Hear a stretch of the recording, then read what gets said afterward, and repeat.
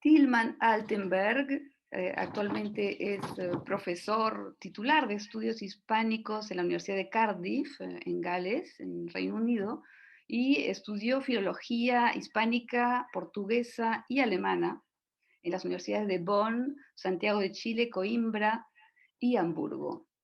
Allí obtuvo su doctorado en literatura hispánica con justamente una tesis sobre la poesía de José María Heredia, pero sus áreas de investigación son diversas, ¿no?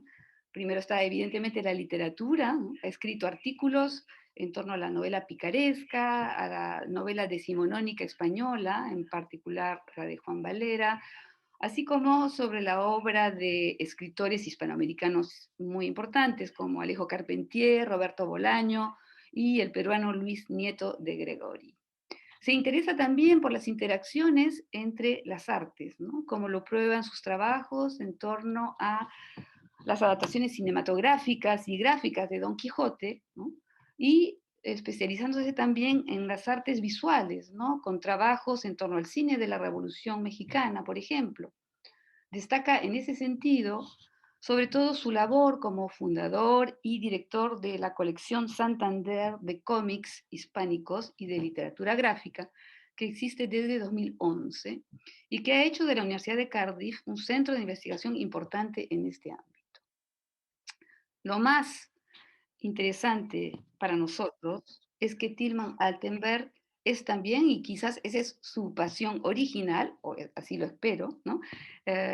Es un estudioso de la poesía y ha trabajado, por ejemplo, sobre la obra singular y a la vez fundamental del chileno Nicanor Parra. Actualmente, uno de sus principales objetos de investigación son los poetas nacionales hispanoamericanos, estudiados esta vez desde el ángulo de la sociología de la literatura.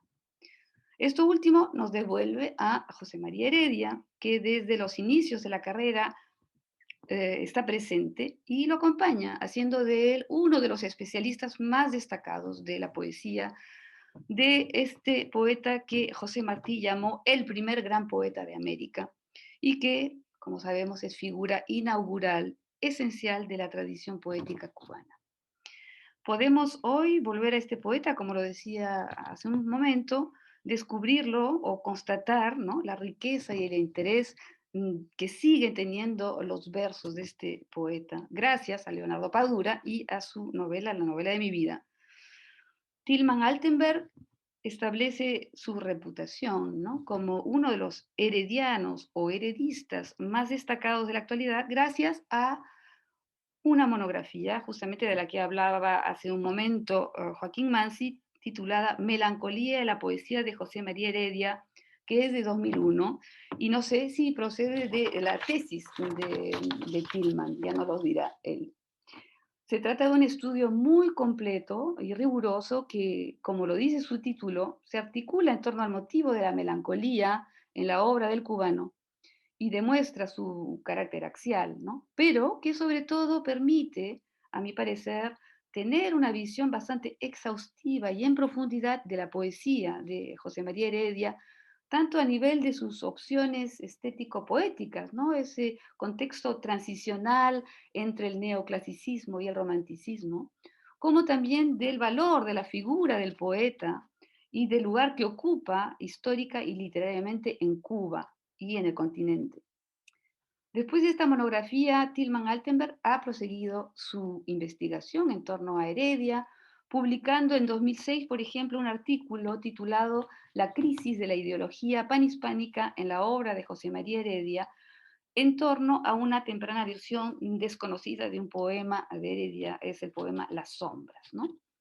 Y sobre todo ha dedicado estos últimos años a la elaboración de una magnífica edición crítica de las poesías completas de José María Heredia, publicadas hace muy poco, en 2020, por Iberoamericana Verboort. Es un libro impresionante de más de 1000 páginas y esta edición crítica reúne por primera vez la totalidad de las poesías de José María Heredia en sus diferentes ediciones y variantes, así como un amplio y rico aparato crítico. No voy a decir más al respecto porque el profesor Tilman Altenberg va a hablarnos de todo ello en la conferencia que nos propone hoy y que se titula José María Heredia, el hacer y deshacer de un poeta nacional. Antes de dejarle la palabra, quiero recordar a los presentes que el próximo viernes tendremos la conferencia de Jaime Siles sobre poeta en Nueva York, titulada Crisis personal y crisis social en Poeta en Nueva York de Lorca, angustia existencial y cambio de paradigma poético. Bueno, ahora sí, es tiempo de dejarle la palabra a Tilman Altenberg y le agradezco nuevamente haber aceptado esta invitación. Muchísimas gracias, Ina, por esta muy generosa introducción o presentación de mi trabajo y mi persona. Por ser franco, no sé muy bien cómo funcionan las cosas en Francia. Es que mi francés es pésimo hasta el punto de ser no existente, pero voy a leer una conferencia de una extensión de una hora y media, y después ojalá tengamos una discusión, un debate interesante acerca de algunos asuntos relacionados con la obra de Heredia o tal vez con la novela de Padura también. Pero en primer lugar quisiera agradecerles a las profesoras Breschanet y Salazar su amable invitación. Es un gran honor y un placer poder desarrollar ante ustedes algunas ideas acerca de la obra del poeta cubano-mexicano José María Heredia y de su recepción. Consciente de que debo esta invitación en última instancia a la reciente inclusión de la novela de mi vida de Leonardo Padura entre los textos prescritos para el concurso externo de la agregación del año en curso, me parece conveniente explicar cómo mi conferencia se vincula con aquella novela que no por casualidad se publicó primero en 2002, justo a tiempo para el segundo centenario del nacimiento de José María Heredia en 2003. Aparte de lucir una construcción narrativa sumamente atractiva, la novela de Padura ofrece un panorama interesante de la sociedad cubana y del contexto hispanoamericano del siglo XIX, así como una visión del destierro cubano a través del tiempo. Mi propósito para la conferencia de hoy no es, en primer lugar, explicar la novela de Padura, que ustedes seguramente han estudiado con mayor ahínco que yo. Tampoco pretendo volver a exponer ante ustedes los acontecimientos históricos que informan la trama de la novela de mi vida, puesto que la propia novela lo hace de manera convincente.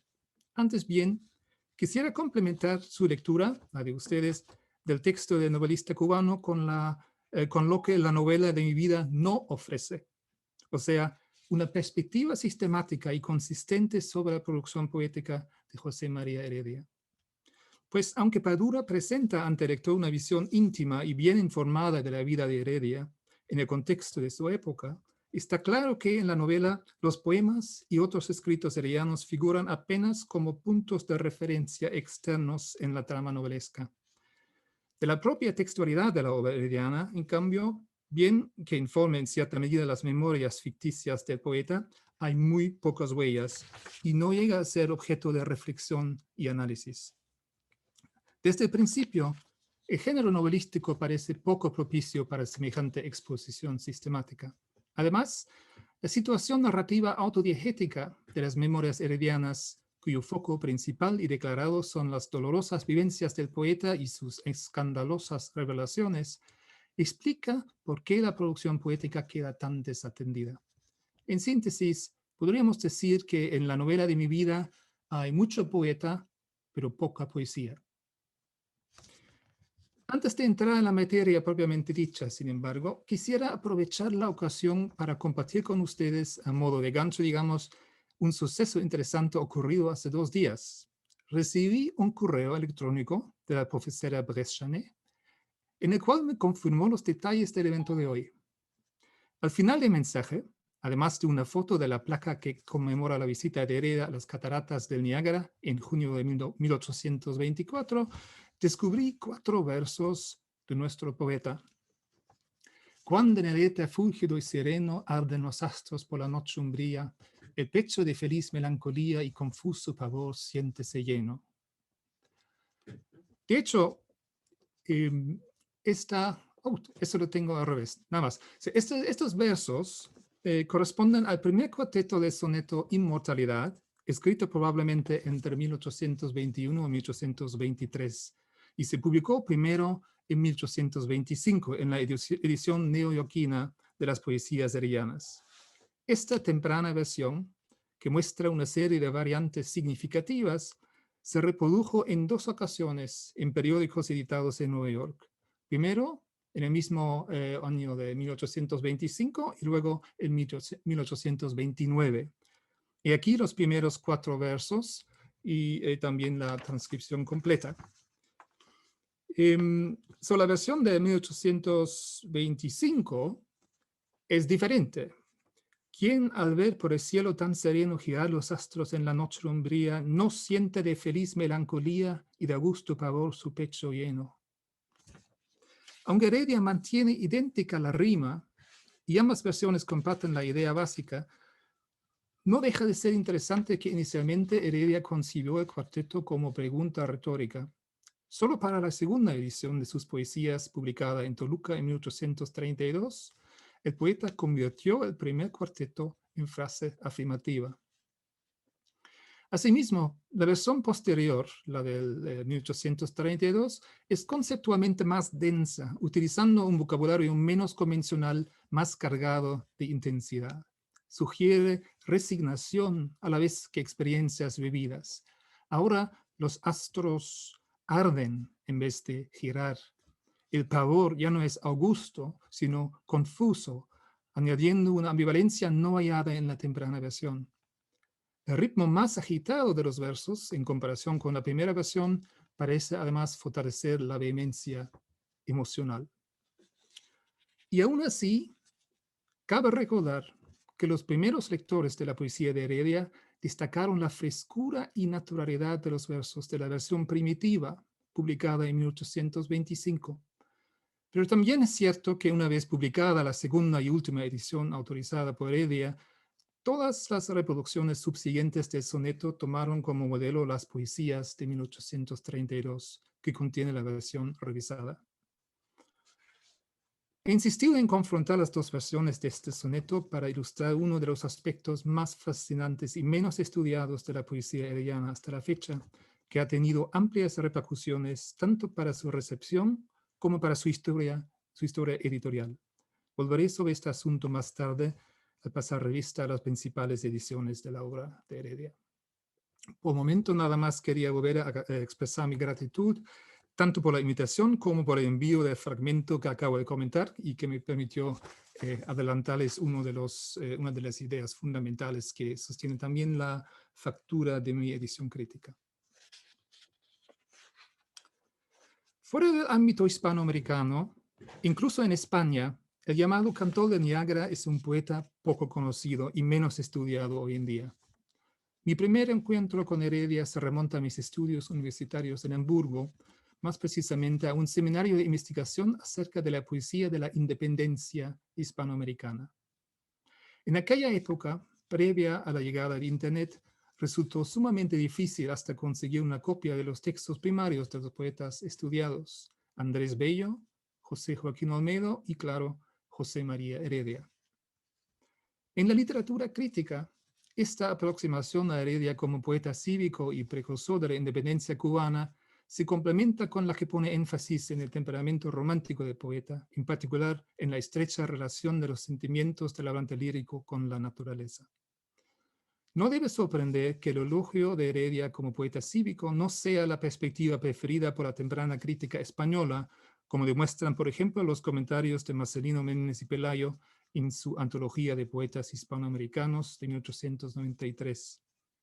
En la introducción a la poesía cubana de su magnífica obra, el polígrafo español dictamina que, y cito, de Heredia, poeta revolucionario, queda más la maléfica influencia que la poesía misma.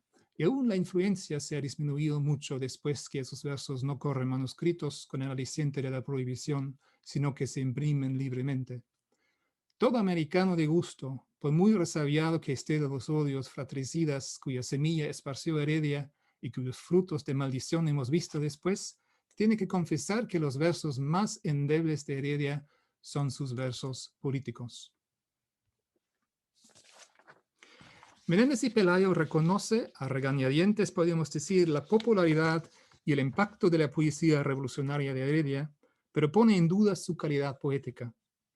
Frente a esta vertiente crítica motivada en parte por diferencias políticas, la crítica hispanoamericana, casi exclusivamente cubana, no se cansa de destacar las dotes poéticas de Heredia tanto en sus versos íntimos, que parecen destilar el sufrimiento de un alma atormentada, como en las reflexiones filosófico-históricas en verso y en los encendidos cantos de índole más puramente patriótica.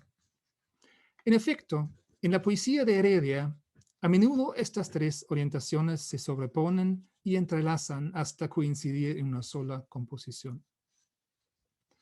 En la próxima hora, poco más o menos, me gustaría hacer un repaso por la obra de José María Heredia en el contexto filosófico-estético de su época. En particular, voy a hacer hincapié en los fundamentos de la poética herediana y su arraigo en el pensamiento ilustrado y en la sensibilidad dieciochesca, así como en la unidad de la obra del poeta por encima de su indudable diversidad. Luego pasaré revista a las principales colecciones y ediciones de la poesía herediana para rescatar tanto el perfil histórico de la producción poética del cubano como ciertos aspectos de su recepción. La elevación de Heredia a poeta nacional, categoría sumamente escurridiza, como veremos, me llevará en un último paso a considerar brevemente la propuesta de la novela de mi vida con respecto al personaje histórico de Heredia y de su importancia para el contexto cubano.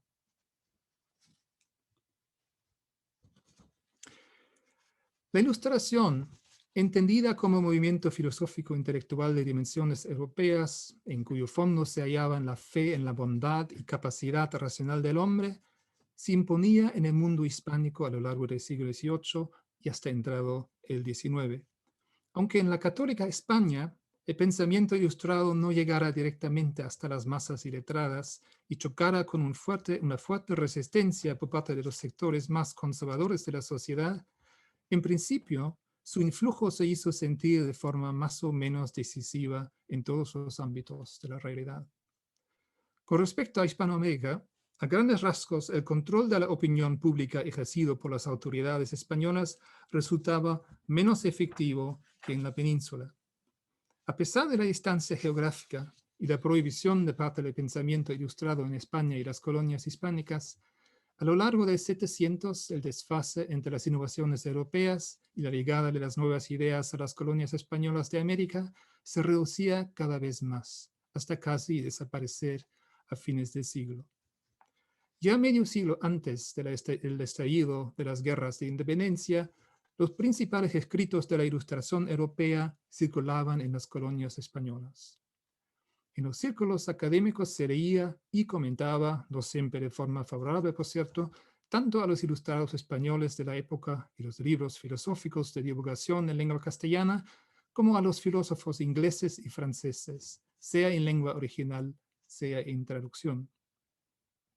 Cabe señalar, pues, que durante la adolescencia de Heredia circulaban en Caracas, La Habana y México aquellos textos filosóficos que éste, en un momento posterior, registraría en el catálogo de su biblioteca particular, entre ellos obras de Locke, Bacon, Montesquieu, Condorcet y Condillac. En esta lista no faltan tampoco los escritos filosóficos de Félix Varela, quien enseñaba filosofía en La Habana a partir de 1811 y que también figura en la novela de mi vida de Padura. No cabe duda de que, a pesar de la tutela político-ideológica de su padre, Heredia estuvo desde muy temprano familiarizado con el pensamiento de algunos de los principales representantes de la Ilustración de ambos lados del Atlántico. Sería durante su primera estancia en Cuba, entre 1817 y 19, cuando Heredia entró por primera vez en contacto directo con criollos de orientación republicana. Junto a los textos no literarios de índole ilustrada, penetraba en América también la literatura europea de la época. Con la llegada del nuevo siglo, las obras literarias no españolas despertaban un interés cada vez mayor.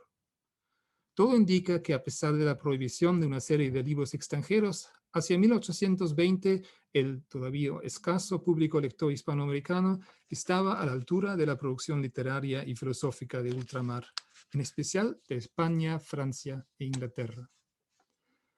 Con respecto a la poesía, género que nos interesa aquí, cabe señalar que en la Nueva España, virreinato considerado todavía en el 700 el centro intelectual de las colonias americanas, predominaba a fines del siglo XVIII y principios del XIX el gusto neoclásico de regambre peninsular. No debe sorprender que el contexto de la lucha por la independencia política favoreciera el ideal ilustrado de la función social del arte, que insistía en los objetivos éticos y didácticos de prácticamente toda expresión cultural. Dentro de este marco ideológico, el poeta se convertía en uno de los pilares sobre los que se sostendría el edificio civil de las sociedades hispanoamericanas aún por construir.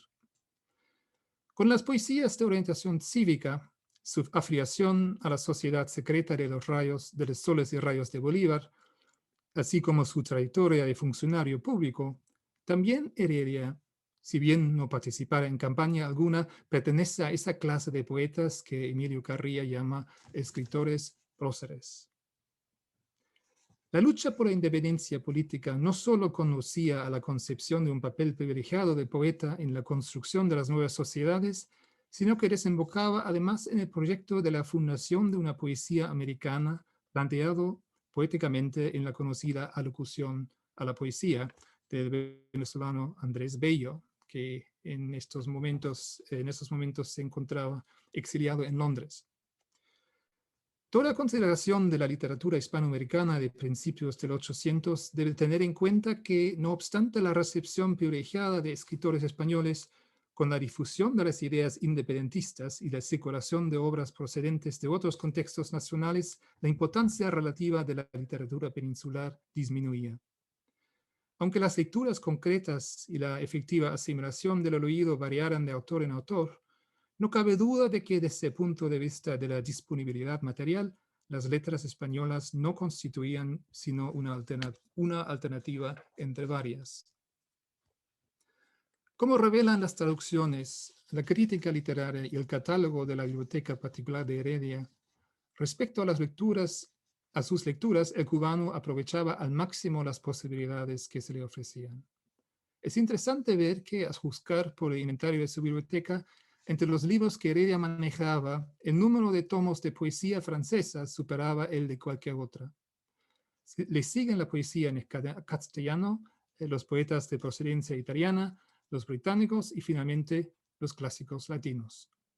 Prescindiendo de un cálculo exacto, este señala que cualquiera de las literaturas europeas en juego contribuye más tomos a la lista que la producción literaria hispanoamericana. En síntesis, la vida de Heredia coincide con un momento crítico de la historia hispanoamericana que en el plano de la actividad intelectual y más específicamente literaria, se caracteriza por una orientación ecléctica en los modelos europeos, llegados a las colonias con un desfase cronológico cada vez menor. Mientras en los textos de la época abundan las referencias implícitas o explícitas a escritores europeos clásicos, tanto de la antigüedad greco-romana como del periodo considerado clásico en las literaturas vernáculas, ante todo de España, y modernos, es decir, de la segunda mitad del siglo XVIII y principios del XIX aproximadamente, la producción literaria hispanoamericana no se percibe todavía en términos de una tradición que haya dado frutos dignos de emulación. Es esta una de las ideas básicas aprovechadas también por Padura en la novela de mi vida.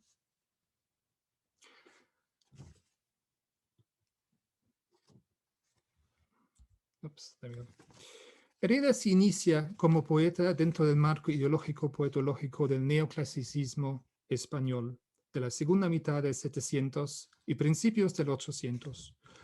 No solo cultiva los géneros principales de las tradiciones clásica y neoclásica, sino que en sus poesías cívicas y de índole filosófica asume además la responsabilidad del poeta doctus por la sociedad. La insistencia de Heredia en presentar los sentimientos del hablante lírico con respecto al tema tratado trasciende los límites de la poesía amatoria. En las primeras manifestaciones de una conciencia metapoética, Heredia establece el sentimiento como centro de su actividad como poeta. Esta actitud respecto a la poesía difícilmente se explicaría dentro del horizonte de la noción tradicional del neoclasicismo.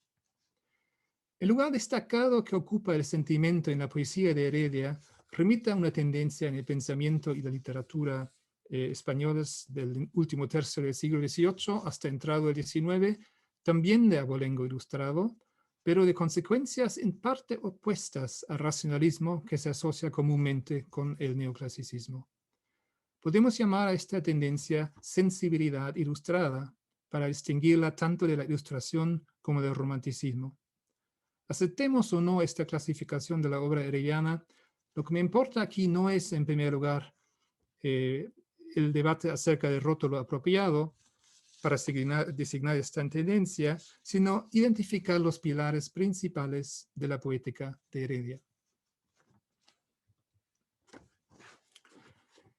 El pilar central de la poética herediana es, sin duda, la construcción autobiográfica del hablante lírico.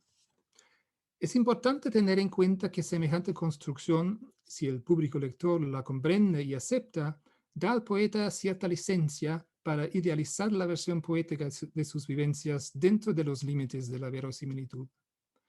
En vista de la casi ubicuidad de la actitud autorreflexiva del hablante lírico en Heredia, la reclamada referenciabilidad del discurso poético, entendida no como característica del modelo del texto poético, sino como elemento constitutivo de la poética herediana, lleva a la pregunta por la imagen que el poeta pretende transmitir de sí mismo.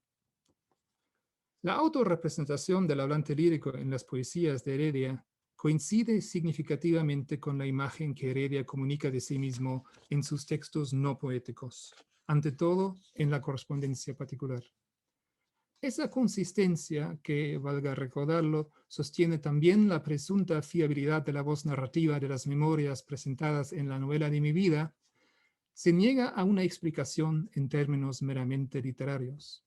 Antes bien, es obvio que en sus poesías y en sus cartas, dos géneros que se prestan especialmente para la hipóstasis enfática de yo, Heredia recurre al mismo sustrato ideológico que no es en primer lugar literario. A todas luces, la imagen de Heredia, transmitida por su producción literaria lato sensu, se revela como concreción del ideal del hombre sensible, que en Europa experimenta su periodo de máxima popularidad a partir de mediados del siglo XVIII. Aunque esa idea haya su expresión más orgánica en la literatura y se difunde y populariza precisamente por ella, su vigencia trasciende con mucho la práctica estética. La sensibilidad implica un modelo de conducta social que condiciona la percepción y autopercepción de un individuo, así como su relación con la sociedad a modo de imperativo cultural. Heredia sigue ese imperativo tanto en sus poesías como en parte de sus textos no poéticos. Al igual que la apreciativa del neoclasicismo, que en su forma más rígida puede comprenderse como correlato literario del pensamiento racionalista de la Ilustración, también el concepto de la sensibilidad humana y la correspondiente tendencia literaria tienen su origen en el pensamiento ilustrado. Mientras el racionalismo cartesiano privilegia en el campo estético la idea de un solo fundamento objetivo de lo bello, lo verdadero y lo bueno, que es la naturaleza, el empirismo de Locke y el sensualismo de Condillac ponen énfasis en la facultad sensorial del ser humano y la anterioridad de la sensación a toda reflexión racional. Es esta última vertiente del pensamiento ilustrado la que prepara el terreno para una valoración general de los sentimientos y la búsqueda de un equilibrio entre razón y sentimiento patente en una parte considerable de la producción literaria europea del siglo XVIII. En el fondo del ideal del hombre sensible se halla pues el concepto de la sensibilidad humana, entendida esta no meramente en términos sensoriales, sino también como virtud constitutiva del hombre como ser social, la que hace al individuo sentir compasión, humanidad y ternura, y comportarse moralmente significativo y valioso. El aprecio social del cual la sensibilidad viene gozando en la época se manifiesta a menudo en muestras enfáticas de un sentimiento extremo, sea de placer, sea de dolor. En ocasiones, la referencia a la impresión de los sentidos físicos desaparece de todo, dando lugar a una sensibilidad que consiste en la capacidad de dar expresión, estimable por los demás, a los internos estados del alma. De ahí al romanticismo hay solamente un pequeño paso, pero un paso decisivo, diría yo. En lo que concierne a la literatura, muchos de los personajes de novelas y textos dramáticos, así como de los hablantes líricos de la poesía, se construyen sobre el trasfondo de esta concepción antropológica del hombre sensible. El ideario de la sensibilidad entra al mundo hispánico principalmente por la filosofía y literatura francesa y británica. En el caso de Heredia, basta con pasar revista, una vez más, al inventario de sus libros y recordar los poetas por él traducidos para ver que conoce algunos de los textos literarios más representativos de esta tendencia. Por ejemplo, las poesías de Ossian, alias James Macpherson, los Night Thoughts de Edward Young, el poema didáctico The Grave de Robert Blair, las novelas sentimentales The Sentimental Journey de Lawrence Sterne y The Man of Feeling de Henry Mackenzie, así como la novela Héloïse y Émile de Jean-Jacques Rousseau. Entre los poetas españoles que a partir de los años 70 del siglo XVIII se apropian de la modalidad sensible bajo la influencia marcada de Rousseau, figuran Juan Meléndez Valdés, Nicasio Álvarez de Cienfuegos y más tarde, y en menor medida, Manuel José Quintana, tres poetas que Heredia conoce a fondo y tiene en mucha estima.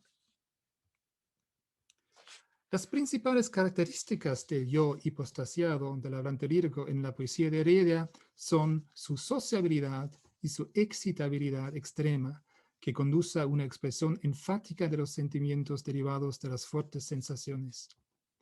Si bien el alcance de esa concepción antropológica no es, como hemos visto, en primer lugar literario, Heredia parece orientarse en modelos de la literatura europea que representan esta tendencia. La radicalidad con la cual el cubano privilegia el sentimiento, la espontaneidad y la exaltación como bases de su actividad versificatoria no deben entenderse como ruptura con la tradición poética. Antes bien, la revisión sumaria de las composiciones heredianas revela que el cubano debe tanto las formas como gran parte de los contenidos de sus poesías a la tradición clásica y al neoclasicismo español. El entusiasmo concierne la actitud del poeta, independientemente de la materia por versificar. Sobre el trasfondo del discurso de la sensibilidad, esta actitud se revela ahora como concreción de una de las características básicas del hombre sensible, su disposición para recibir impresiones hondas. Para una comprensión adecuada del lugar sistemático del sentimiento en la poética herediana, es importante no perder de vista el substrato sensualista del concepto del hombre sensible y del discurso de la sensibilidad en general. Los sentimientos del poeta, por fundamentales que sean, según Heredia, para la actividad poética, nunca dejan de presuponer un estímulo sensorio. También en algunas de las composiciones relativamente tempranas que parecen respaldar la presunta filiación romántica o prerromántica de la poesía herediana, como por ejemplo los fragmentos descriptivos en poema mexicano, más conocido bajo el título En el Teocalli de Cholula, y la famosa Oda al Niágara, el hablante lírico presenta sus sentimientos en relación con una situación de enunciación concreta que de ninguna forma debe entenderse como un paisaje anímico. La filiación de la poesía de Heredia con la literatura de la sensibilidad ilustrada se revela también en el plano de la expresión. En vista de la importancia otorgada en el discurso de la sensibilidad tanto a la conmoción del sujeto de enunciación como al efecto conmovedor de ella en los ánimos ajenos, no sorprende que los poetas sensibles buscasen formas lingüísticas que representaran desde el punto de vista de la época de manera convincente la violencia de sus sentimientos.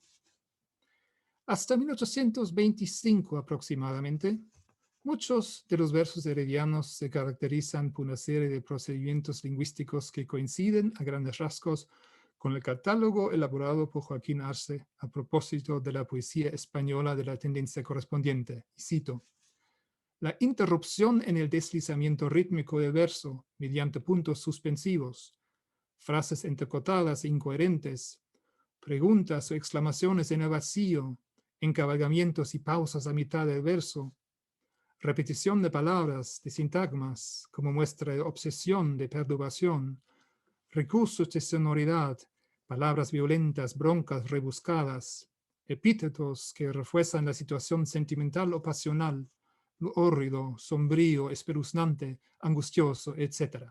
Fin de cita. En síntesis, la poesía herediana se relaciona íntimamente con lo que hemos venido llamando sensibilidad ilustrada, tanto en lo que respecta a la imagen del hablante lírico como hombre poeta sensible, como cuya construcción autobiográfica remita al propio cubano, como en lo concerniente al plano de expresión de sus poesías. Como hemos visto, para la época de Heredia, la sensibilidad humana está generalmente aceptada como rasgo antropológico. En este contexto, las manifestaciones del ardor y entusiasmo del poeta en muchas composiciones de Heredia, que tradicionalmente se consideran indicios de la inspiración divina y del furor poeticus como explicación de la actividad poética, corren peligro de confundirse con la sensibilidad del hombre común. Al insistir, sin embargo, en el tópico de la inspiración externa, que subyace también a la invocación a las musas o la lira en otros poemas, Heredia restablece ese nexo entre el entusiasmo y el origen divino de la poesía, dejando constancia de su propia superioridad como poeta. De esta manera, la noción tópica de la inspiración externa del poeta se entrelaza con la antropología dieciochesca, desembocando en una especie de sensibilidad inspirada como marca del poeta. Resulta, pues, que la diferencia específica entre la sensibilidad del poeta y la del hombre sensible común no es meramente gradual, sino que estriba esencialmente en que aquel es favorecido por la poesía, con P mayúscula. Disponemos ahora de los elementos constitutivos de la construcción autobiográfica que Heredia proyecta tanto en su poesía como en la correspondencia privada. Los conceptos claves que sostienen esta construcción son la sensibilidad, el alma fogosa y el genio, del poeta. Si bien cada uno de esos conceptos corresponde a un substrato ideológico poetológico diferente, se entrelazan iluminándose mutuamente.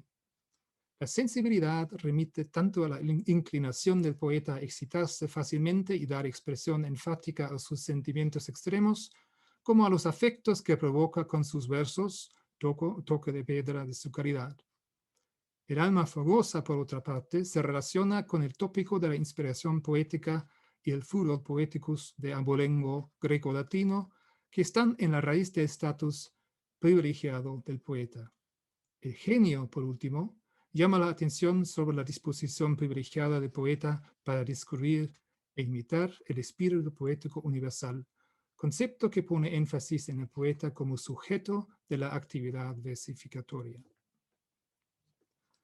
Antes de proponer una manera de concebir la coherencia de la producción poética de Heredia por encima de su aparente diversidad, conviene introducir un último concepto estético que nos permite entender una característica central de la poesía herediana, lo sublime. Lo sublime, tal como se viene estableciendo como categoría estética en el discurso teórico dieciochesco, primero en Francia e Inglaterra, fue introducido en el debate moderno por Nicolas Boileau, quien en el mismo año de su Art Poétique publicó bajo el título Traité du Sublime, 1674, una traducción con comentario del tratado pseudo-longiniano Perihypsos o De Sublimitate, que data probablemente del primer siglo después de Cristo. Según Boileau, lo sublime no es una categoría estilística, como lo había entendido la retórica latina, de acuerdo con el principio del decorum, sino, y cito, cet extraordinaire et c'est merveilleux qui frappe dans le discours et qui fait qu'un ouvrage en lève, ravi, transporte. Fin de cita. Al efecto violento de lo sublime sobre el destinatario corresponden en la concepción de Boileau el beau désordre del texto poético, así como el entusiasmo y el genio por parte del poeta. Boileau contrasta el ímpetu arrebatador propio de lo sublime con el placer sereno causado por lo bello, dejando así constancia de lo que será la dicotomía fundamental de la estética dieciochesca que hallamos también en la poesía herediana. Esa dicotomía de lo bello y lo sublime no es exclusiva del ámbito de la poesía, sino que se halla primero en los propios objetos naturales. Así, Boileau señala que la admiración que sentimos, por ejemplo, ante la inmensidad y fuerza del océano o de un volcán, excede la que experimentamos ante la claridad y utilidad de un arroyo, una pequeña llama. La idea de lo sublime como rasgo inmanente a ciertos fenómenos de la naturaleza goza de particular fortuna en Inglaterra. Entre los numerosos teóricos ingleses que retoman a partir de fines del siglo XVII el hilo dejado por Boileau, cuenta Edmund Burke, cuyo tratado A Philosophical Inquiry into the Origin of Our Ideas of the Sublime and the Beautiful, de 1757, debe considerarse un texto clásico de la estética de la época. Para Burke, la experiencia de lo sublime se da cuando el sujeto que contempla la fuerza irresistible de un fenómeno natural es consciente de que, a pesar de la superioridad de ella, en la situación concreta, esa fuerza no le perjudica. Entonces, el terror que el sujeto siente se confunde con un intenso deleite, una mezcla que es característica de lo sublime como experiencia en la que van implicadas las emociones y la razón. Según esta concepción, cualquier objeto capaz de causar terror puede, en principio, convertirse en fuente de lo sublime, llegando a llamarse él mismo sublime. Para Hugh Blair, por otra parte, cuyas Lectures on Rhetoric and Belles Lettres, 1783, cuentan entre los textos teóricos estudiados por Heredia, el terror deja de ser constitutivo de la experiencia sublime, aunque sigue funcionando como factor agravante.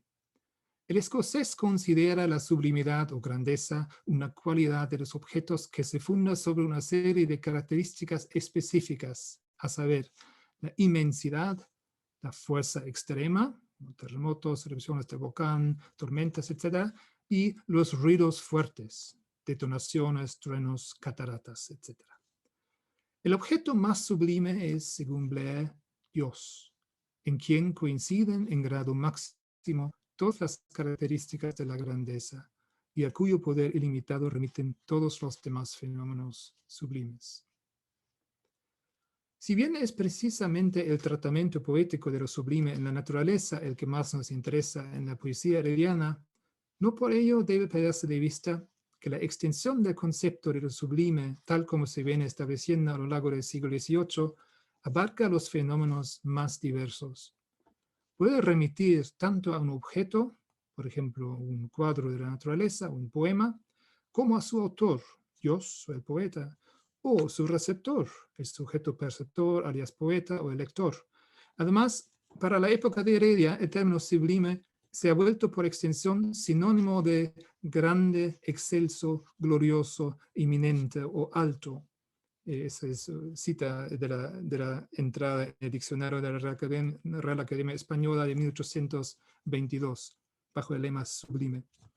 Lo que revela que el adjetivo ha perdido su especificidad como calificativo estético para designar la excelencia, prominencia o superioridad de un objeto o persona cualquiera. En lo que respecta al lugar sistemático de lo sublime en la poesía herediana, la frecuencia y valoración positiva con que la palabra sublime y la experiencia de lo sublime aparecen demuestran que estamos ante una categoría central del universo poético del cubano. El descubrimiento de lo sublime en la naturaleza parece constituir una de las tareas del poeta, justificando su actividad en función de la revelación de verdades universales.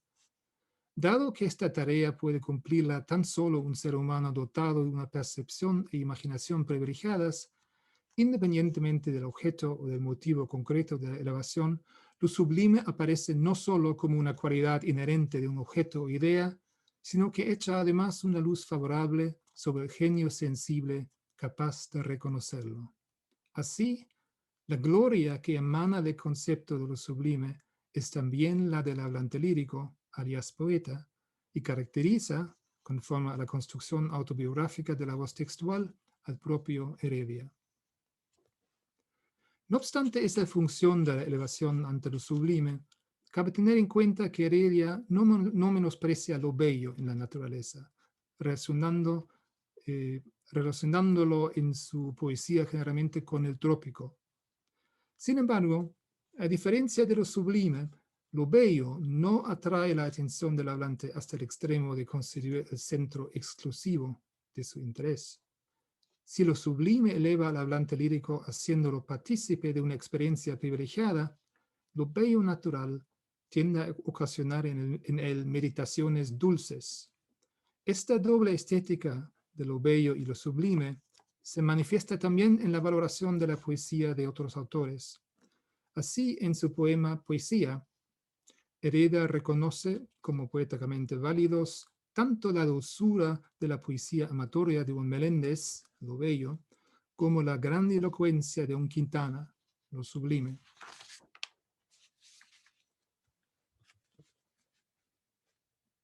Disponemos ahora de los elementos necesarios para comprender la aparente disparidad de la obra poética de Heredia y las diferencias entre las etapas centrales de su producción versificatoria en términos de una principal continuidad de la poética subyacente. Después de una temprana fase de ejercicios estilísticos de interés limitado, a partir de 1820 aproximadamente, el conjunto de la poesía herediana se vincula estrechamente con una tendencia literaria que hemos llamado sensibilidad ilustrada y que puede entenderse como una variante neoclásica en la estética y literatura españolas. Los conceptos claves en los que se apoya el cubano en su actividad de poeta tienen sus raíces en el pensamiento ilustrado.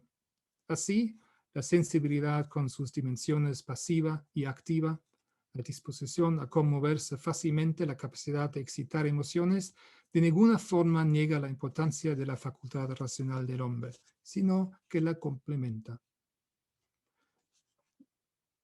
Dando por sentada la principal complementariedad de sentimiento y razón en la poética herediana, las diferentes tendencias en la poesía del cubano aparecen como concreciones que difieren en poner mayor énfasis en una u otra orientación. Esta oscilación entre modos alternativos de poetizar se da, en principio, a partir de la segunda fase de la producción poética herediana. Mientras, por ejemplo, en las poesías de índole íntimo-amorosa prevalece el énfasis en la representación automimética de los sentimientos, en las poesías de orientación filosófica cívica de la misma época tiende a predominar la orientación hacia la formulación de verdades universales. Es importante ver que ambos modos aspiran a provocar sentimientos hondos en el lector. Lo que se ha presentado como oposición binaria es en realidad una escala continua, en la cual cada poema se sitúa en un lugar específico. Un considerable número de poemas da testimonio de la búsqueda por parte de Heredia de un equilibrio más o menos armónico entre sentimiento y razón. En el plano cronológico se pueden observar algunos cambios significativos en la poesía herediana a partir de 1826 aproximadamente. Estos cambios de ninguna manera constituyen una ruptura poetológica, sino que corresponden a una reorientación de la práctica poética. En cuentas resumidas, la preferencia herediana durante la segunda y más fructífera fase por la representación mimética del propio entusiasmo ante los fenómenos de la naturaleza, conforme al ideal del hombre sensible, cede a una actitud más moderada y una mayor orientación del quehacer poético hacia su utilidad concreta, sin que con ello se ponga en tela de juicio la importancia del sentimiento. Dicho de otra manera, mientras entre 1820 y 1825 aproximadamente, las poesías heredianas dan testimonio de una valoración enfática de los sentimientos, En años posteriores, tiende a manifestarse más claramente el control ejercido por la razón, un control que se concreta también como preferencia por formas métricas y estróficas más rígidas. Este cambio, que concierne a la índole general de la producción poética de Heredia, no afecta a la oscilación entre una y otra tendencia, que se da también en la obra posterior a 1825. Los poemas tardíos remiten en principio a la misma oscilación entre dos modos alternativos de poetizar que las composiciones tempranas, con la diferencia de que a partir de 1826 la actitud general del hablante tiende más hacia el polo racional de aquella escala continua que corre entre los fundamentos complementarios que sostienen la poética herediana, sentimiento y razón. No cabe duda de que la relativa moderación de la voz del hablante lírico a partir de 1826 aproximadamente se relaciona con el exilio y la creciente disolución política y personal de Heredia, tematizados a menudo en sus poesías de esa época y articulados también muy claramente en el ficticio manuscrito de la novela de mi vida. En cuanto a las traducciones y la crítica literaria hechas en el exilio mexicano, me parece posible sostener que, mientras gran parte de los textos traducidos se alejan significativamente de la poética herediana sin influir prácticamente en ella, en la crítica se revela una actitud plenamente compatible con los principios poetológicos subyacentes a la práctica versificatoria del cubano.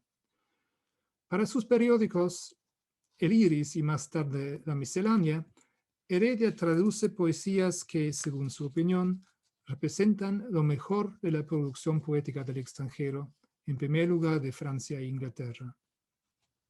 Este criterio no implica en absoluto la identidad de las poéticas de los autores presentados, ni entre ellas, ni con la de Heredia. Lejos de buscar solamente coincidencias y afinidades poetológicas, con la presentación y valoración crítica de las mejores poesías extranjeras, el cubano pretende ante todo, cito, contribuir a la perfección del gusto y reanimar el gusto de las letras. Fin de cita, como dice él mismo en La Miscelánea. La labor de poeta crítico como lector privilegiado no consiste meramente en dar a conocer al público semejantes poesías, sino ante todo en presentar juicios ejemplares acerca de ellas. Estos juicios críticos de poetas considerados meritorios raras veces son rotundamente favorables. Con la división de sus fuerzas entre la práctica poética y las actividades de índole cívico-política en México, Heredia logra reconciliar en su biografía el conflicto entre la necesidad de la expresión poética y el llamado a la acción concreta. Por lo demás, la traducción y la crítica literaria, entendidas como dos actividades dirigidas a un mismo fin, constituyen el término medio en el cual ambos polos, la poesía y la acción concreta, se conjugan de forma complementaria.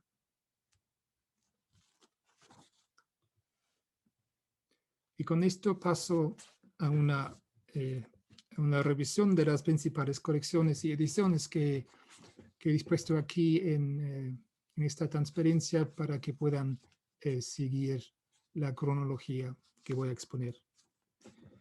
Aunque a lo largo de su vida, Heredia se dedicó a actividades intelectuales y cívicas muy diversas.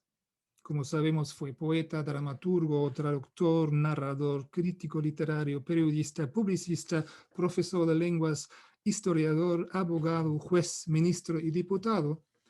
La creación poética fue, sin duda alguna, su vocación principal y más constante, y que abarca desde la adolescencia hasta la prematura muerte del cubano mexicano en 1839.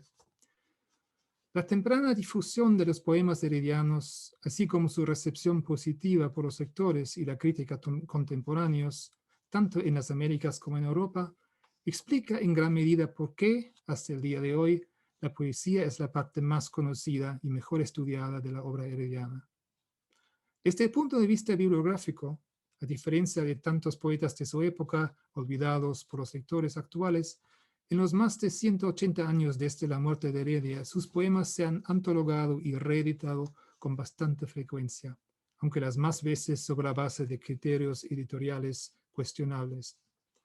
En lo que sigue, esbozaré un breve panorama crítico de las principales colecciones manuscritas y ediciones de la poesía herediana hasta mediados del siglo XX. Los ensayos poéticos de don José María Heredia, dispuestos por el poeta en México en 1819, son la más antigua colección manuscrita conservada íntegramente. Heredia dedicó la colección a Belisa, anagrama que remite a la joven habanera Isabel Rueda y Ponce de León, que figura también en la novela de mi vida como el primer amor de Heredia. La colección contiene 18 fábulas traducidas del latín y del francés, así como 25 poemas no fechados. Las referencias a circunstancias biográficas y sucesos históricos permiten determinar que datan en su mayoría de los años 1817 a 1819, con alguna composición tan temprana como 1815 o 16 o incluso 1810. Es interesante notar que en una advertencia al principio de esta colección, Heredia se refiere a la posibilidad de que sus obras se publiquen en algún momento, dando una muestra temprana de que sus ambiciones poéticas trascendían el ámbito de lo privado. La última de las colecciones manuscritas que se han conservado, las obras poéticas de don José María Heredia de México, 1820, sugiere con una claridad aún mayor que a los 16 años de edad, Heredia proyectaba ver sus poesías publicadas en algún momento. Los 60 poemas recogidos en esta colección están agrupados según criterios temáticos y formales. A diferencia de los ensayos poéticos, en esta colección manuscrita hay cierto número de tachaduras y sustituciones, circunstancia que deja vislumbrar una característica fundamental de la manera de trabajar de Heredia, la revisión constante de sus poesías. Conviene señalar que en la novela de mi vida, las colecciones manuscritas dispuestas en México no figuran como tales. Solo hay una referencia a las traducciones de Heredia del latín y del francés en la entrevista que el joven entretiene con Félix Varela durante su primera estancia en La Habana. La supresión de estas colecciones lleva a cierta confusión respecto del alcance y de la cronología de la temprana producción poética de Heredia.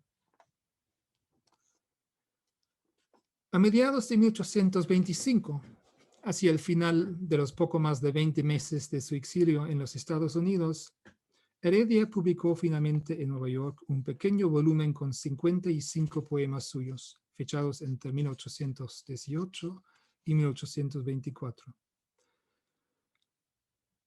Entre las críticas positivas que estas poesías recibieron, cabe mencionar las del venezolano Andrés Bello, exiliado en Londres, y del español Alberto Lista, quienes reconocieron la originalidad de la voz poética del joven Heredia de apenas 21 años. Es de notar que esta primera edición de las poesías de Heredia, que tuvo un papel decisivo en establecer la temprana fama del poeta, no se ha vuelto a editar hasta el año pasado. A consecuencia de ello, la crítica heredista ha prácticamente ignorado las tempranas versiones contenidas en esta edición. Volveré más tarde sobre las consecuencias de este descuido. 7 años más tarde, en 1832, ahora establecido con su esposa e hijas en su patria adoptiva, México, Heredia volvió a editar sus poesías en Toluca, capital del Estado de México, haciéndose responsable, junto con su esposa, hasta de la composición tipográfica. Esta edición de las poesías en 2 volúmenes contiene 106 composiciones, casi el doble de la edición de 1825. Además de reproducir la mayoría de los textos de la primera edición, muchos de ellos retocados considerablemente, Heredia incluyó en esta segunda edición algunos poemas anteriores a 1825, pero no publicados en la edición neoyorquina, así como la mayor parte de su producción poética de los años posteriores. A diferencia de las poesías de 1825, que carecen de una clara estructura interna, en la edición de Toluca, Heredia agrupa los poemas de acuerdo con criterios temáticos. Para asegurar su libre circulación en Cuba, en los ejemplares enviados a La Habana a finales de 1834, Heredia suprimió los poemas patrióticos.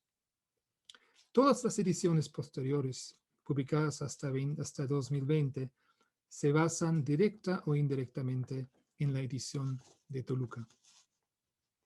Aunque Heredia tenía planes para sacar a luz una tercera edición de sus poesías, ampliada y corregida conforme al consejo de Domingo de Monte, no llegó a realizarse otra edición en vida de Heredia.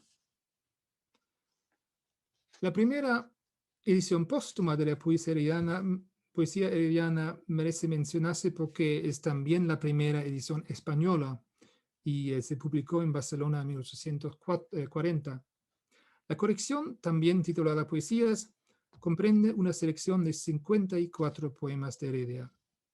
Significativamente, entre los poemas no se incluye ninguna de las poesías patrióticas de la edición de 1832, probablemente por considerarse impropias y hasta ofensivas para el público lector español de aquella época.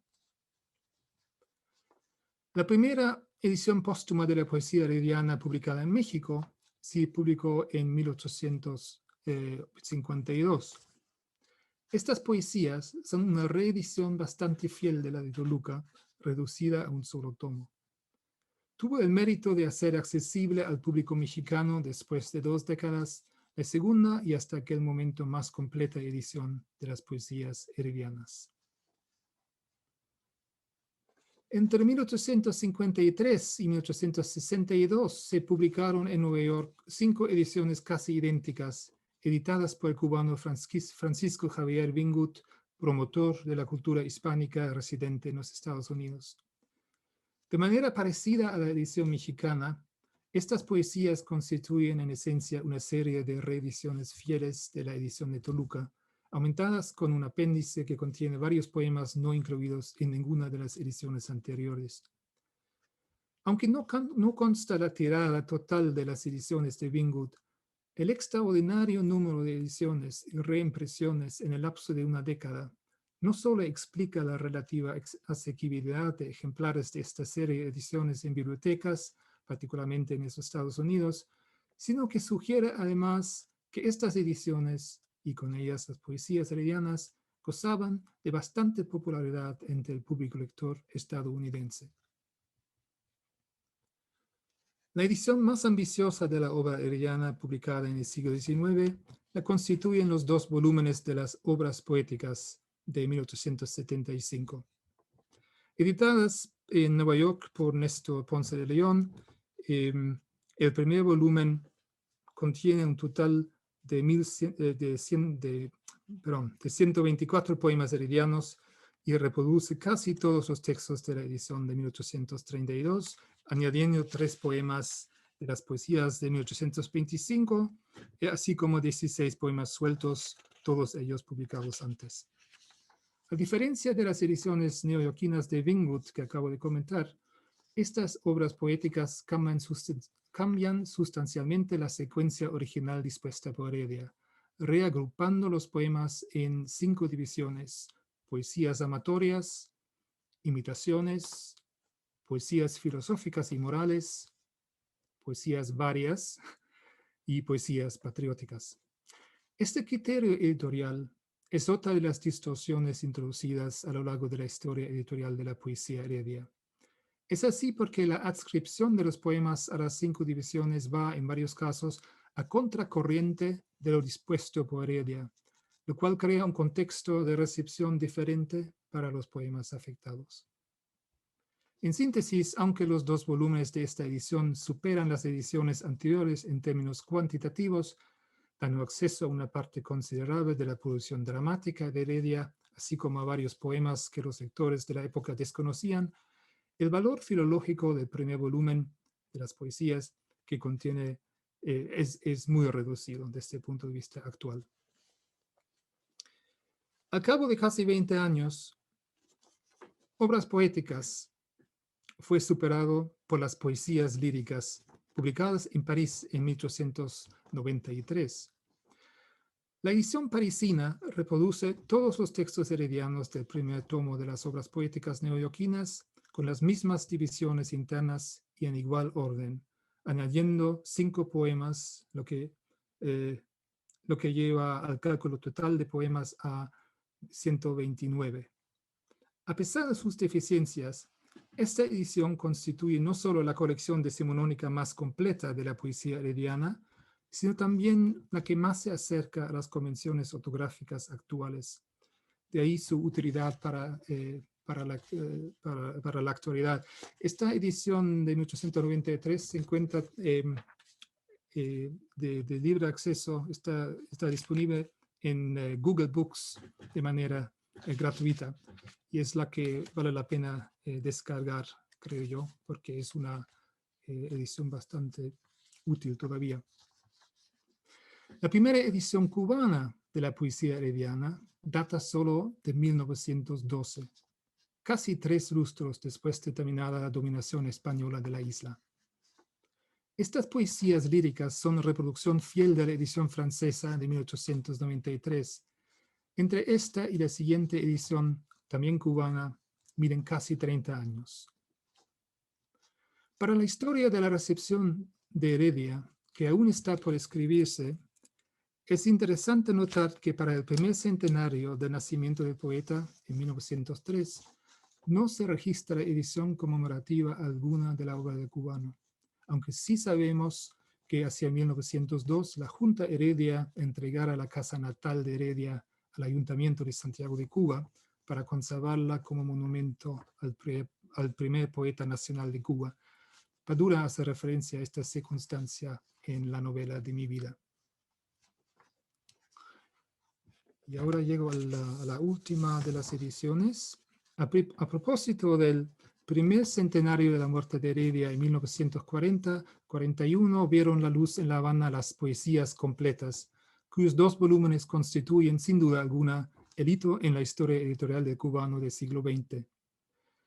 Este ambicioso proyecto editorial recoge la totalidad de los poemas de Heredia conocidos en aquel momento.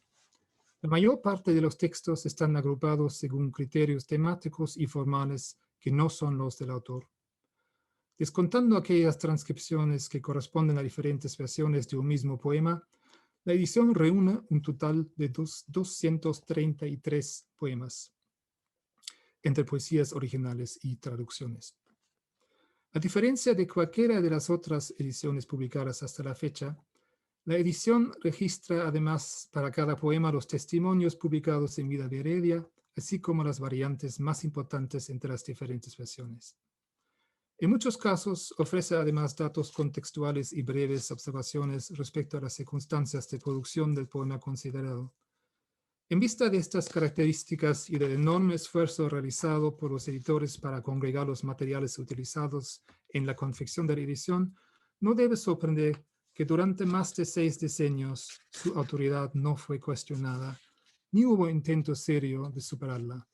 Antes bien, en 1993 y otra vez en 2003, la edición se volvió a editar de forma casi idéntica bajo el título Obra Poética. Conviene recordar una vez más que la reputación literaria de Heredia emergió en primera instancia a partir de poemas manuscritos que circularon entre amigos y conocidos. En segunda instancia, aparte de algunos poemas publicados en periódicos de la época, fueron la primera edición de sus poesías publicada en Nueva York en 1825 y las reseñas positivas de Alberto Liste y Andrés Bello, las que le ganaron un nombre como poeta precoz de un talento excepcional. Este hecho en sí sería motivo suficiente para hacer accesibles nuevamente aquellas versiones tempranas, muchas de las cuales se publicaron en las poesías de 1825. Por último, cabe aclarar que las ediciones de las poesías heredianas publicadas hasta el momento, o hasta el año pasado, diría, no distinguen de manera consistente e inequívoca entre la fecha de composición de la primera versión de un poema y la fecha del testimonio transcrito. Así, los editores suelen tomar como modelo las poesías de 1832, indicando la fecha de la respectiva versión primitiva, como si esa edición recogiera sin retocar composiciones de diferentes momentos de la trayectoria poética de Heredia, cuando en realidad tanto los poemas individuales como la edición en su conjunto tienen características muy propias. Esta práctica es imitación ingenua de la del propio Heredia, quien para muchos de sus poemas en la edición de Toluca daba la fecha original a pesar de haberlos revisado en muchos casos repetidamente y de forma sustancial desde su primera composición. A consecuencia de ello, no es poco común encontrar en la crítica heredista observaciones anacrónicas basadas en suposiciones erróneas con respecto a la cronología externa de la poesía herediana. Un ejemplo de ello se encuentra entre los pocos versos heredianos que Padura incluye en la novela de mi vida. Durante la primera estancia de Heredia en Cuba, entre diciembre de 1817 y abril de 1819, este compone el soneto La desconfianza, dedicándolo a Belisa, anagrama que, como sabemos, remite a la joven habanera Isabel Rueda y Ponce de León. En la página 46 de la primera edición de su novela, Padura hace a Heredia recordar la escena del primer encuentro entre los jóvenes José María, de apenas 14 años, e Isabel, así como las circunstancias en las que el poeta compuso el soneto, y cito, utilizando como escritorio la espalda de la durmiente Petiña, la prostituta favorita del joven. Los versos transcritos corresponden al primer cuarteto del soneto. Mira mi bien cuán mustia y desecada del sol al resplandor está la rosa, que en tu seno tan fresca y olorosa pusiera ayer mi mano enamorada. La versión transcrita aquí corresponde a la edición de 1825. Es decir, 7 años de desarrollo personal y artístico separan el momento de la primera composición del soneto y su publicación en Nueva York. Sucede que existen varios testimonios de este mismo soneto anteriores a 1825, entre ellos una primera versión manuscrita que forma parte de los ensayos poéticos de 1819 y otra versión publicada en La Habana en 1821, después del regreso de Heredia a Cuba. Ambos textos muestran variantes considerables. Transcribo aquí a la derecha la versión de los ensayos poéticos por ser la más cercana al momento de su composición original en 1818. Mira mi bien que mustia y deshojada está con el calor aquella rosa, que ayer tan grande, fresca y olorosa, miré en tu blanco pecho colocada. Dejando de lado la posible influencia de un romance del mismo título, escrito por Nicasio Álvarez de Cienfuegos, poeta español admirado por Heredia en aquellos años, a diferencia de la versión de 1825, la versión de los ensayos poéticos de 1819 no refiere al enamoramiento del hablante lírico, sino implícitamente. Es esta temprana versión más sutil, a la vez que más convencional en su empleo de los tópicos de la poesía amorosa entonces en boga. Podría argumentarse que poco importan semejantes sutilezas al lector de la novela de mi vida, y estoy de acuerdo en principio. Sin embargo, este ejemplo demuestra la poca utilidad de la novela de Padura para quienes estén interesados en estudiar y entender las características de la obra de Heredia. Es así no solo por ciertas distorsiones cronológicas del tipo indicado, sino en primer lugar por la casi total ausencia de textos de la pluma de Heredia a lo largo de la novela que he señalado al principio de esta conferencia. En el primer párrafo de sus agradecimientos, Padura admite de forma abierta que, y cito, aunque sustentada en hechos históricos verificables y apoyada incluso textualmente por cartas y documentos personales, la novela de la vida de Heredia, narrada en primera persona, debe asumirse como obra de ficción. La existencia real del poeta y de los personajes que lo rodearon ha sido puesta en función de un discurso ficticio en el que las peripecias reales y las novelescas se entrecruzan libremente. Así, todo lo que Heredia narra ocurrió, debió o pudo ocurrir en la realidad, pero siempre está visto y reflejado desde una perspectiva novelesca y contemporánea. Insisto en la importancia de esta afirmación para una lectura apropiada de la novela de mi vida, porque propone un pacto de lectura característico en principio de toda ficción histórica. Al reconocer abiertamente el entrecruzamiento libre de hechos verificables con peripecias imaginadas, Padura pone en entredicho el valor historiográfico stricto sensu de la novela. Según explica a continuación, lo narrado por Heredia en sus memorias, cuya existencia es pura especulación, se ajusta a los criterios amplios de la verosimilitud, que a su vez están condicionados por una perspectiva novelesca y contemporánea. En otras palabras, las memorias heredianas en las que el poeta da cuenta de sus peripecias a partir de 1817 hasta los últimos días de su vida en 1839 están lejos de atenerse estrictamente a los hechos comprobados. No se trata, pues, de una mera narrativización del récord histórico para presentar personajes y eventos históricos a un público general, a modo de la llamada historia novelada. Más bien, las memorias aprovechan la perspectiva del protagonista para revelar verdades acerca de su vida que la historiografía no ha podido establecer. Al llenar las muchas lagunas en el conocimiento biográfico de Heredia, Padura edifica, pues, una ficción alrededor de la figura y época de Heredia. Entendámonos, no veo ningún inconveniente en este procedimiento. Antes bien, a mi modo de ver, la novela de Padura ofrece planteamientos muy interesantes, tanto acerca del siglo XIX cubano, como de la personalidad de Heredia y la experiencia cubana del destierro, que conecta directamente las vivencias de Fernando Terry con las del poeta decimonónico. Pero, y claro que debe haber un pero, más allá del alcance y de los ingredientes específicos de la novelización de la vida de Heredia, lo que me interesa aquí es la siguiente pregunta. ¿Cuál es la visión de la vida y obra de Heredia que sostiene la novela de mi vida? Para acercarnos a esta interrogante, propongo volver brevemente a la recepción de Heredia, en particular a su elevación a la categoría de poeta nacional. La verdadera poesía cubana comenzó con una pirámide choluteca y una catarata canadiense. Este mote atribuido por el estudioso cubano Cintio Vitier a Jorge Luis Borges, atribución dudosa, arroja una serie de preguntas que nos llevan a la raíz del debate acerca de los orígenes históricos de la literatura nacional.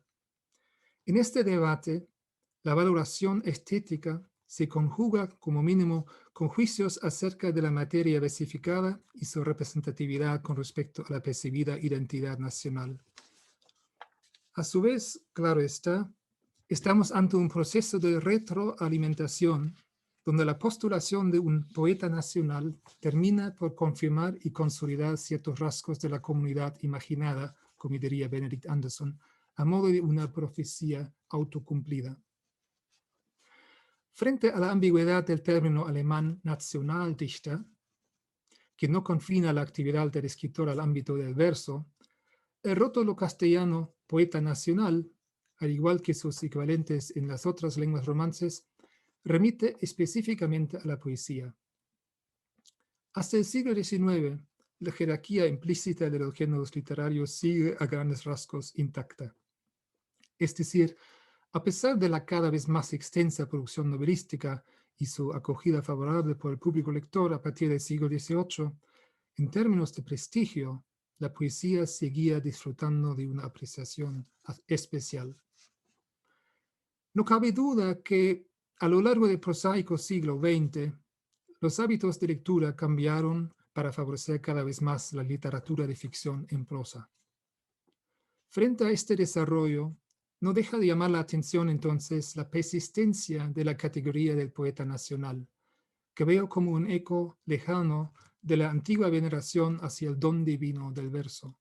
y la tradicional coronación ceremonial de un poeta laureatus que la acompañaba. Por otra parte, a diferencia de premios literarios o la antigua tradición del poeta laureado, el título de poeta nacional no es una distinción formalmente reconocida ni otorgada por un cuerpo oficial. Antes bien, suele atribuirse a poetas del pasado, generalmente después de muertos, por un proceso poco transparente de negociación social. Este proceso está condicionado, entre otros factores, por la situación de los agentes en el campo literario y, más generalmente, cultural, así como por la distribución del capital simbólico. ¿Quién tiene el poder para proclamar en un momento dado que tal o cual poeta merece el título de poeta nacional?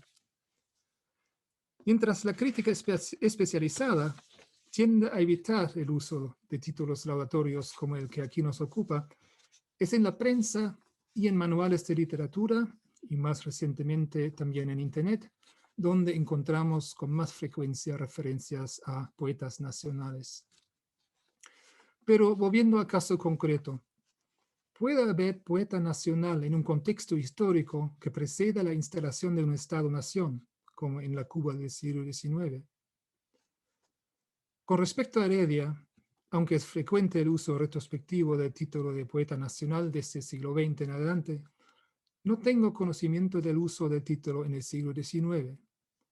Entre los guardianes del panteón poético cubano de la actualidad, parece haber amplio consenso de que las poesías patrióticas de Heredia prepararon el camino tanto para la independencia de la isla como para la identidad cubana. Fue responsable, al fin y al cabo, de la creación de los símbolos nacionales de Cuba, la palma real y la estrella solitaria, la primera en el escudo y la segunda en la bandera. No obstante ello, parece que desde el siglo XIX la imagen del poeta en Cuba ha sido mancillada por las dos cartas enviadas a las autoridades coloniales en 1823 y 1836, respectivamente. Como sabemos, el propio Domingo de Monte, figura de mucha influencia hasta su destierro en 1843, se refirió a Heredia como ángel caído. Existe, pues, para muchos, una brecha incómoda entre el hombre y su obra. Por último, la prolongada agonía de un Heredia exiliado y resentido, además en condiciones miserables. Así, mi explicación provisional del proceso histórico de selección o bien eliminación tampoco presenta la materia prima propicia para forjar la leyenda fundacional para un país emergente. Entonces, en un contexto histórico altamente conflictivo y politizado, como el de las guerras de independencia que culminaron en la Guerra Hispano-Estadounidense de 1898 y la independencia de Cuba, un poeta nacional debe cumplir las más altas exigencias. No es suficiente una obra intachable si ésta no está también respaldada por una vida o, por qué no, una muerte ejemplares. Es decir, fiel en todo a los ideales del país en ciernes. Fue José Martí la figura idónea para ocupar este puesto. Aparte del renombre internacional de su producción poética, la muerte heroica en el campo de batalla, luchando por la independencia cubana, lo elevó a alturas inalcanzables para Heredia. Fue así que, pocos años después de fallecer, Martí llegó a ser considerado poeta nacional de Cuba. El redescubrimiento de Heredia y su ascenso en la opinión pública, por otra parte, fue más lento y gradual. Actualmente estoy en el proceso de examinar en más detalle las fuentes históricas para poder establecer con más exactitud tanto la cronología de ese proceso como los criterios que implícita o explícitamente lo sostienen. Está claro que la elevación de Heredia a la categoría de primer poeta nacional, después de cierto hiato en su apreciación, destaca su papel de precursor y forjador de una conciencia nacional cubana. Aún así, las circunstancias biográficas que mancharon la imagen del poeta no han caído en el olvido, como testimonian las historias y manuales de literatura cubana que no dejan de mencionar la carta herediana a Miguel Tacón de 1836.